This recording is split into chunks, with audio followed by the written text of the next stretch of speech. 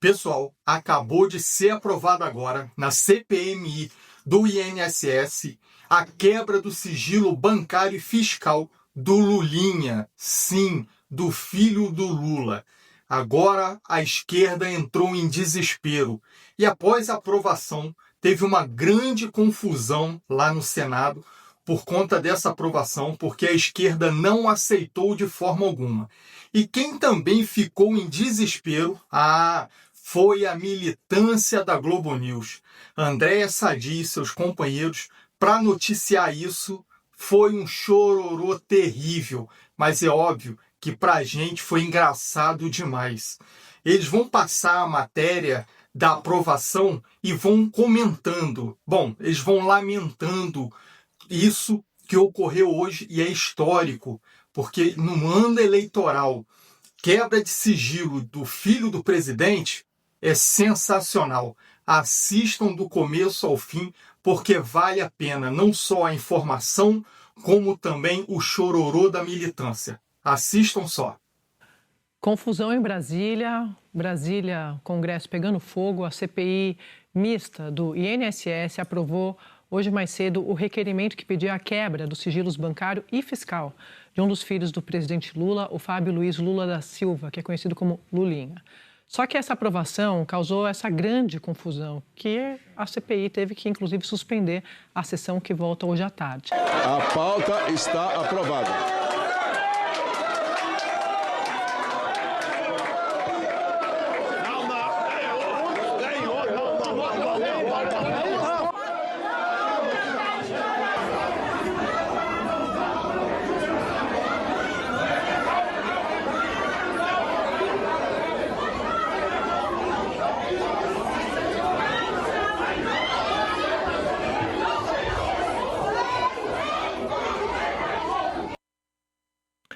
Eu fui conversar com o líder do governo no Congresso, que é o senador Randolfo Rodrigues, para entender o que aconteceu. Eu perguntei, foi uma falta de articulação?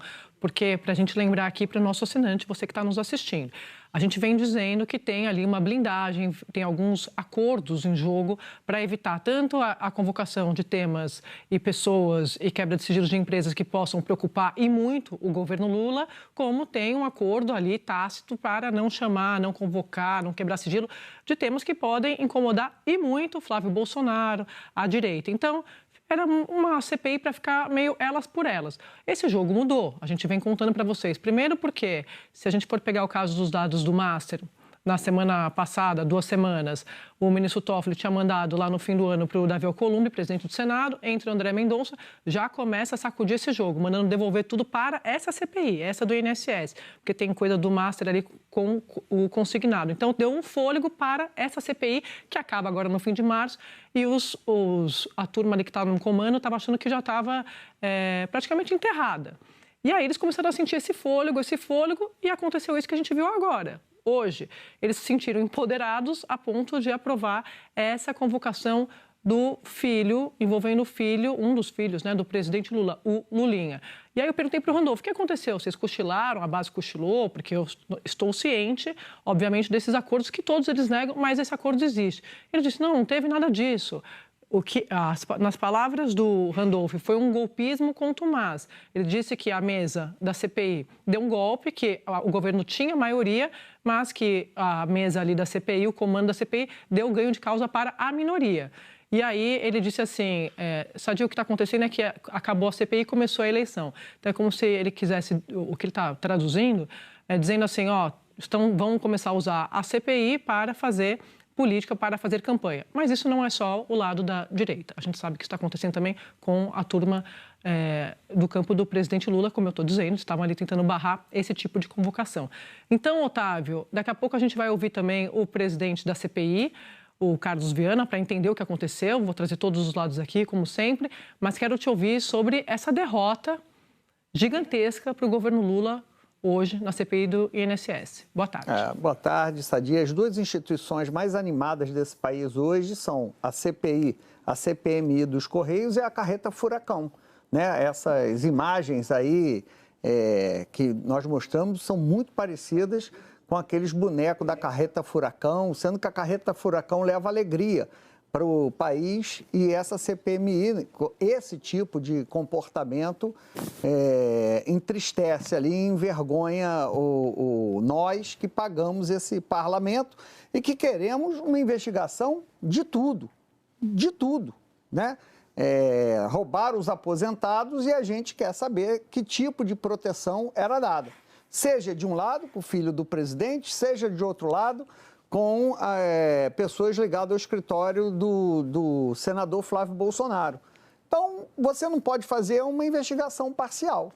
Então, entre essa briga, eu torço para a briga. Tomara que essa briga leve a devassa de todos os lados, dos dois lados, porque senão é campanha eleitoral, como disse o senador Randolph, não investigação. Eu também, Otávio, estou com você, Flávia Merval, Lins, boa tarde para vocês. Que toda essa sujeira, né, de grandes escândalos sejam investigados, essa sujeira seja investigada por essas CPIs. Tanto a CPI do INSS quanto a CPI do crime organizado, que a gente vai falar daqui a pouco. Por quê, Merval? Como me disse ontem um investigador, ninguém estava olhando para essas CPIs, porque não, a INSS já expliquei, o pessoal estava achando que ia morrer, iam tocar de lado até o fim de março. O próprio presidente da CPI já tinha me dito, Carlos Viana, não tem muito tempo, a gente precisa prorrogar, mas que ele achava que não tinha acordo, ele falou aqui no programa, não tinha acordo para prorrogar por mais 60 dias. Então, isso entrou naquele acordão, não vai ter CPI do Master, então a gente enterra a CPI do INSS. Mas esqueceram de combinar com os ares, os astros, Merval, porque mudou tudo. O fator novo aqui, no caso da CPI do INSS, como eu disse, foi a peça André Mendonça. Ele entra, dá um fôlego, empurra, né, devolve os trabalhos ali, dá um fôlego para eles e eles voltam a correr para trabalhar aí no tempo que eles têm até o fim de março. Boa tarde para você. Boa tarde, Sadi, boa tarde a todos. Hoje eu estou meio futebolístico, porque eu fiquei assistindo o Fluminense perder até tarde. Está dizendo aqui que essa combinação que os governistas fizeram nessa CPMI parece um lance combinado do Fluminense que resultou no gol do adversário. Deu tudo errado na combinação e o adversário fez o gol. É isso que aconteceu ali. Eles acharam que tinham feito a jogada combinada e bateu em alguém ali e desviou a bola. E agora não tem... A única coisa desagradável disso tudo é que, como é ano eleitoral, você perde a noção do que é verdade, do que é propaganda, do que é politização. E aí é isso que a gente tem que ter muito cuidado, porque a eleição já começou, a campanha começou no Carnaval, com a escola do Lula lá. O Merval falou do futebol, Sadi. Boa tarde a vocês, boa tarde aos nossos assinantes. E eu me lembrei da atrapalhada que também envolveu o PL da dosimetria. Vocês vão lembrar disso, que era... Teve acordo ou não teve acordo, né? O Jacques Wagner chegou a dizer que teve, depois voltou atrás, depois assumiu sozinho a responsabilidade. O governo acumula episódios desse tipo, em que se atrapalha na formulação de algumas equações de interesse próprio em acordo com a oposição e acaba amargando derrotas vexatórias. Eu estou com vocês em relação a essa necessidade de investigação. O caso do INSS é gravíssimo e afora as investigações policiais, que, de modo geral, avançam muito mais e têm mais seriedade do que as CPIs, à exceção da Covid, né, da CPI da Covid. A gente vê CPI mais como ambiente de disputa política do que efetivamente de avanço em investigações. Mas seria importante, porque parte desses desmandos que permitiram a fraude do INSS foram gestados no próprio Congresso Nacional, com legislação e flexibilização de regulação em relação a descontos, empréstimos e tudo mais. Então, essa faxina a partir do parlamento seria muito útil aos aposentados, a esse serviço tão essencial para a sociedade brasileira. No entanto, me parece que o embate político é que tem sido o protagonista e a grande motivação para fazer essa CPI andar ou não, né? Porque ora anda para um lado, ora para o outro, Sadia. Mas olha só como eu falei do personagem André Mendonça, quando a gente, né, sai um pouco do fato em si, a gente olha para a floresta, você tem o personagem principal que mudou, né? Essa peça André Mendonça, sai o Toffoli, entra o André Mendonça e aí dá esse fôlego para a CPI do INSS. E aí você tem também o presidente do Senado, Davi Alcolumbre, que, como eu sempre digo aqui, é super poderoso, porque tem muitos senadores ali como sua base, né? Ele articula muito para dentro e tudo acaba caindo nele.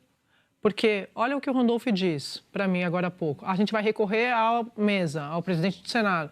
Mais uma vez, Davi Alcolumbre vai dizer o que vai acontecer. Ele vai fazer o quê? Ele vai anular a decisão da CPI, isso é permitido no regimento dessa forma, vai ser monocrática, vai submeter à mesa diretora, vai ter uma negociação, vai ter um acordo, porque ele não tá colocando nem o Messias, que foi indicado para o governo para ser sabatinado, né? Porque está ali às voltas, irritado com o governo desde o ano passado, porque queria o Pacheco, tal e coisa, e usou para negociar, disse que não tem nada a ver com isso.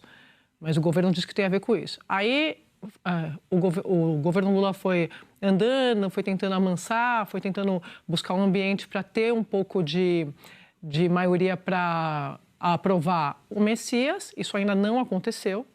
E aí vem a troca do Toffoli pelo André Mendonça. E André Mendonça e Davi Alcolumbre, como a gente já falou aqui várias vezes, o Davi Alcolumbre fez da vida do Mendonça ali à espera dessa vaga no Supremo um inferno.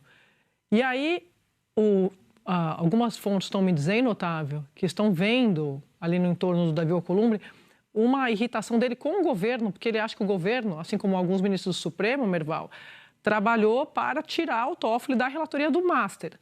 E para a turma no Congresso, no Centrão e para setores do Supremo, era muito melhor o Toffoli do que o André Mendonça. Então, quando o governo achou que a situação para o Messias estava melhorando, vem a saída do Toffoli, a entrada do Mendonça, e para essa turma tem a digital do governo. Então, olha só, o caos está instalado neste momento no tabuleiro político eleitoral de Brasília. Eu acho que esse caos todo é consequência da falta de confiança que os políticos têm entre eles. Uns nos outros, né? Uns nos outros. Porque não vale nada no Congresso hoje você ser do partido A, B ou C. Mesmo você estando num partido A que apoia o Lula, tem uma parte que apoia o Bolsonaro. Então não tem como você fazer acordo formal. Ou você faz acordo por baixo do pano, ou então fica essa bagunça, porque ninguém confia em ninguém. Agora não tem jeito, vai expor o Lulinha. Todo esse dinheiro que ele recebe de mesada do careca do INSS, os 300 mil reais, vão estar aí expostos aí nos seus extratos bancários, e isso vai trazer uma consequência gigantesca para o Lula. Em ano eleitoral, o filho dele sendo investigado e com possível prisão, acabou para o Lula. Já vinha derretendo desde o começo do ano, com o carnaval e com todo o tarifaço, imposto que ele vem colocando. Isso vai ser a cereja do bolo, que vai simplesmente acabar com a reeleição do Lula. E agora os próximos passos vão ser, sim, todo o pente fino para cima do Lulinha. Mas e aí? Gostou dessa informação? Achou que isso poderia acontecer ou não poderia acontecer? Deixa aqui nos comentários, quero saber o que você achou de tudo isso daí. Deixem também o seu like aqui se você gostou do vídeo e se inscreva aqui no canal também para estar sempre bem informado. Até o próximo vídeo e fiquem com Deus.